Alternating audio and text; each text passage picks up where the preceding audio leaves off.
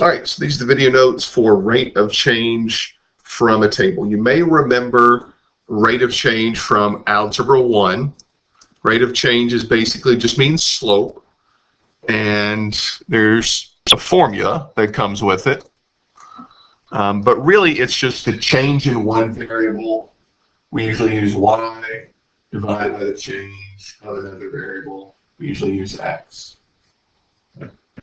Or you can do y2 minus y1 over x2 minus x1. Now this says notes rate of change from a table. You'll notice in example 1, we don't have a table, but we have an equation we can use to get a table.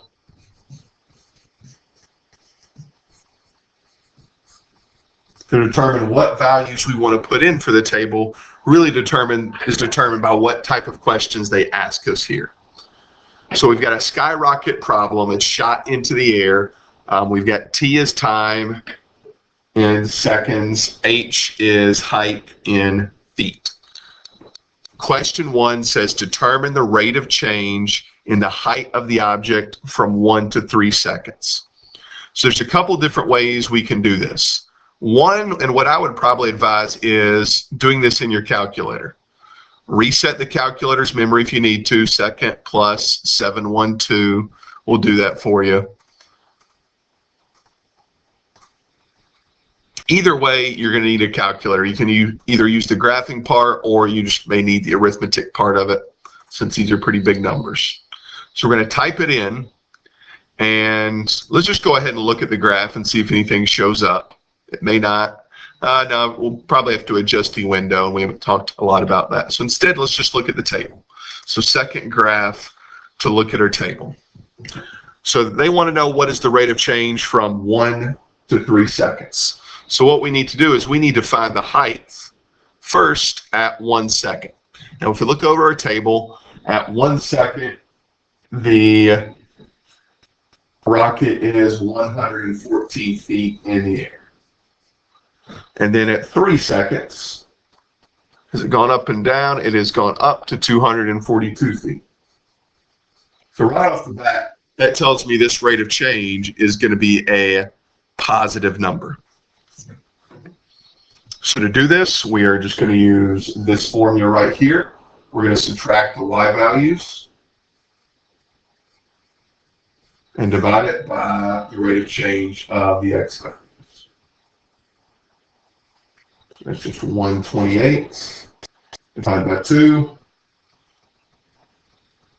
which is 64 over 1.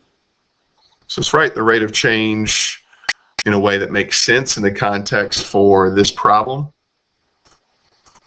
So for every 1 second, because remember the bottom number is the variable for time, the rocket is rising 64 feet. And of course, this rate of change changes depending on the time range we're talking about. So the rate of change is 64 for just the 1 to 3 second range. That's going to change when we select a different time range. So letter B wants to know, okay, what's the rate of change from 2 to 4 seconds? At 2 seconds, it's 194. And at 4 seconds, it is at 258.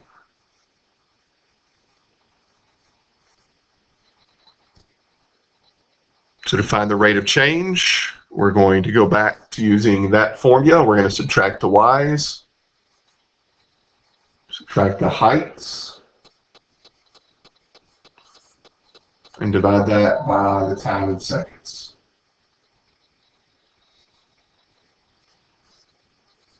In this case, I think I've done my math right, 64 at the top, 2 at the bottom. This reduces to 32 over 1. So the rate of change is slowed down a little bit. So for every 1 second, the rocket rises 32 feet. And again, that's for the 2 to 4 second range only. Go ahead and pause the video and try the last one from 6 to 9 seconds.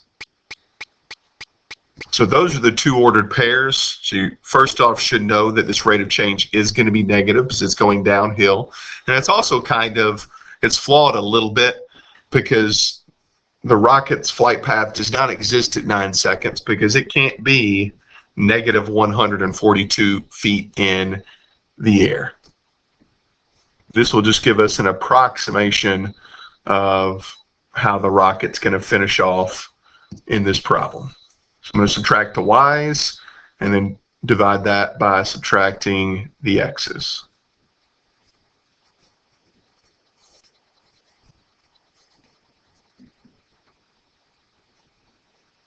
So we end up getting negative 52 divided by 3. And they might write it, if it's a multiple choice question, they may say it's dropping 52 feet for every 3 seconds. I always like to write it for every 1 second, so it's about negative 17.3 over 1. You want to make sure you have that key word. It is actually dropping 17.3 feet. If they ask for the answer numerically, you'd write it as negative 17.3. But since we have the opportunity to write it in a sentence, we can just say it drops 17.3 feet. Finish with the last one, the your turn, number 2. You'll notice this one might be even a little easier because they actually give you a table. So finish with that one.